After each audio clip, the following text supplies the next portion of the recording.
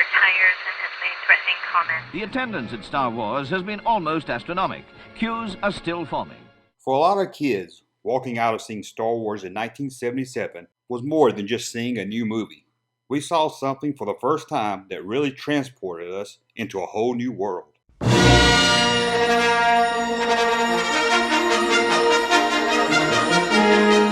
One of those many kids that felt Star Wars was more than just a movie was Lee Martz, who saw the film at 10 years old. Lee was what a lot of people thought about when they thought about fans of science fiction. He was a little shy, quiet, smart, and a bit of a loner. He was from a broken home in Kansas City where he lived with his father and had little contact with his mother. Also at home was Lee's younger brother Jimmy, who Lee looked out for and protected. For Lee, like many others, Star Wars was an escape and a dream that life could be better. Not just for a farm boy orphan like Luke Skywalker, it also proved that one that had dreams of writing science fiction, making model ships, creating films like Star Wars, dreams could come true.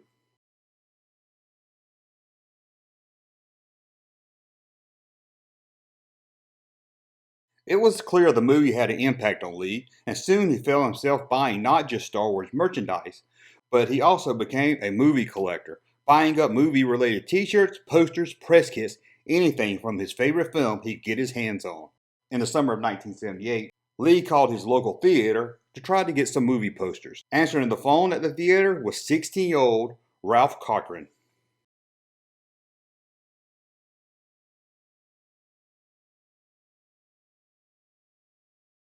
Ralph Cochran was also a fan of film, and the one he loved the most, like Lee, was Star Wars. He was also a movie collector, buying and trading posters at swap meets, trading movie scripts with other movie fans. Going to film conventions, Ralph was able to make a good list of contacts from the movie industry. One of those contacts was even Star Wars actor Anthony Daniels. Lee looked up to Ralph. He was like the older brother he never had, and most of all, he had a friend that was a lot like him. Both of them had big dreams of making movies like the ones they loved. The two hit it off almost from the start and became best friends. Over the next few years, it was almost impossible to see one without the other one by his side. They would go see the latest movies together, attend film conventions, and talk about movies all night. It seemed like a normal friendship, but within just a few years, one of them would have their dreams crushed as the other would lose his life.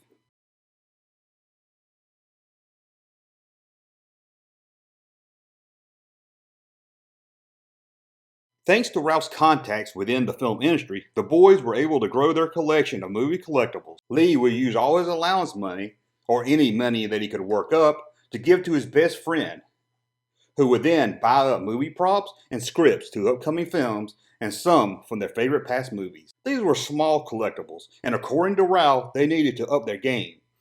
If they were going to get good movie props and meet people higher up in the film industry, they needed to have more to trade than just petty cash. They needed film reels.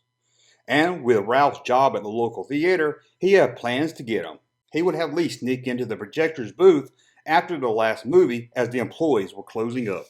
Ralph would often take these stolen film reels to secret meetings to sell and trade with serious movie collectors.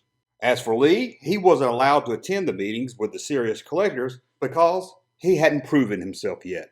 Ralph would return with insider news, movie props, and wild tales of violent encounters and ties with the mob. Lee was kind of happy that he wasn't allowed to meet these people after some of the stories he heard.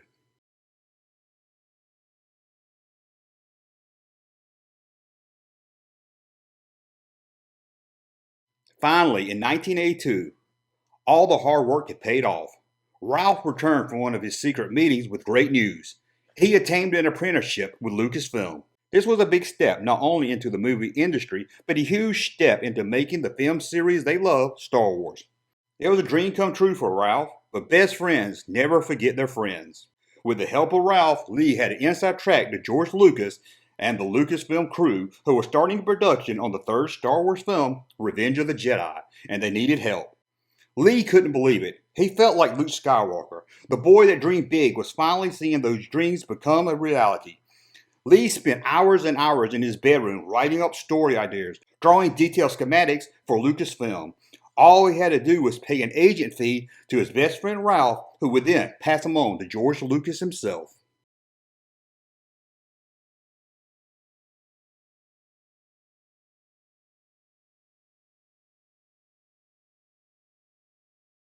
It seems the hard work was really starting to pay off, as a letter from Star Wars creator George Lucas showed up in Lee's mailbox in October 1984. The letter praised Lee for all his hard work, told Lee how impressed Lucas was of his drawings and ideas, and how he worked a lot faster than his Lucasfilm employees. In another letter from George Lucas, dated December 1982, Lucas wanted to know when Lee would be able to come out and start working officially for Lucasfilm, and when the two could finally meet up and shoot the bull. Lee couldn't believe it. He was getting letters from the man that changed his life just a few years ago with the release of Star Wars. He sat down to reply back to his new boss. In the letter, Lee thanked him for his letter, joked about how he hoped E.T. didn't beat Star Wars at the box office, and told Lucas that he did plan to fly to California in the summer of 1983. He also included designs for a new rebel base that he was sure Lucas and his team would love.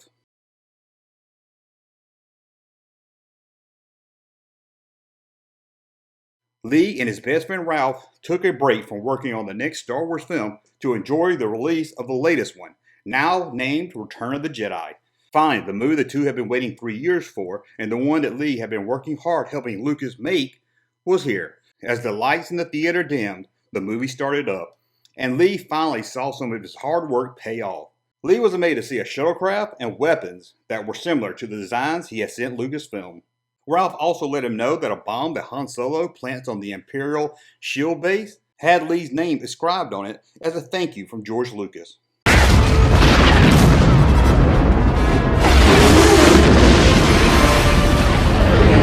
Leaving the film, Lee was on a high, not just from seeing the latest Star Wars movie, but feeling he was now part of Star Wars. Exiting the theater, the two saw a limousine. Sitting in the back was George Lucas himself, who waved at the two before driving off. It was clear to Lee he had spent over $5,000 in the last 4 years, sending Ralph his lunch money, money he earned from a part-time job, and at times taking his dad's credit card. This was called paying his dues, and it was paying off.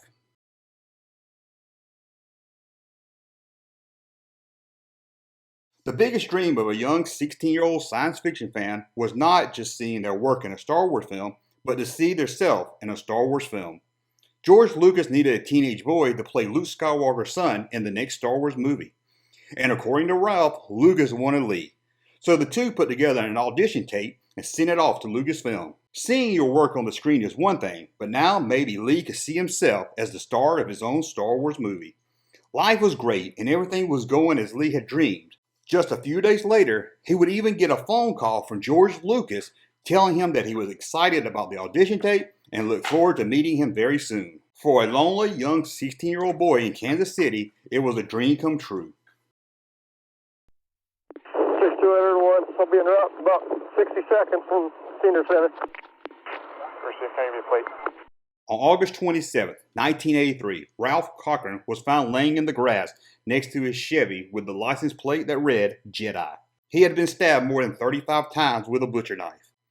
Also found at the scene was Lee's younger brother Jimmy, and even Lee himself. In an interview with police, both boys confessed to killing Ralph with a butcher knife. Police said Lee showed no remorse and believed Ralph would magically return soon, much like a Jedi Knight. How could this turn so tragic? Why would a young teenager who was seeing his dreams come true take the life of his best friend? Ralph had quit his theater job in 1983 and was now working at a local Taco Bell. There he made a lot of new friends and found a lot of trust with them. So much trust with his new co-workers that he started to bragging about how he had been fooling his best friend, Lee, making him think he was working for Lucasfilm. How he even hired a guy with a fake beard to wait from a limousine. How he wrote letters to Lee as George Lucas. The co-workers laughed along with Ralph and also helped him call Lee, acting like George Lucas. A few days before August 27th, Ralph and his shift manager would have a disagreement and things got heated between the two. The shift manager exposed to Lee that he had been the butt of a long, expensive joke. Lee was shocked, hurt, and confused. Could it all have been a lie?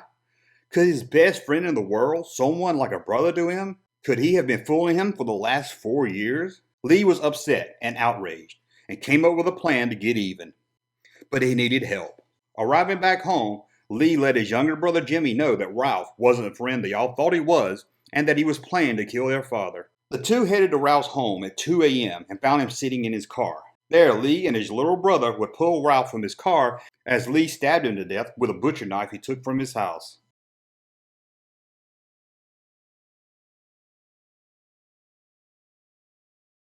As investigators searched Lee's room for more clues as to what set him off, they were shocked at the quality of Lee's writing, drawings, and storyboards. They were so impressed with what they were reading, they contacted Lucasfilm himself to make sure he wasn't working for them. Lucasfilm told the investigators they never heard of Lee. Ralph Cochran was laid to rest a few days later, dressed in a Return of the Jedi t-shirt as the John Williams theme music played. Jimmy, the 13-year-old little brother, pled guilty to voluntary manslaughter, where he would have his case reviewed every 4 months. As for Lee, he pled guilty to second-degree murder. He was sent to the state hospital and had to remain under their care until doctors declared he was cured. He was diagnosed with paranoid personal disorder and was extremely immature for his age, although doctors said he had a very high IQ. From his hospital cell, he would spend his time doing what he loved doing the most, writing science fiction. He wrote a book called The Lost Tomorrow that workers at the hospital said they couldn't put down. In 1987, Lee was released from the state hospital and sent back to court, where he was sentenced for the murder. However, that's where the story gets cold. It's unclear what happened to Lee once he returned to court. Was he sent to prison, or was he released with time served? If anybody out there has more information, please leave it in the comments below. Thank you, sir, for that unsolicited testimony.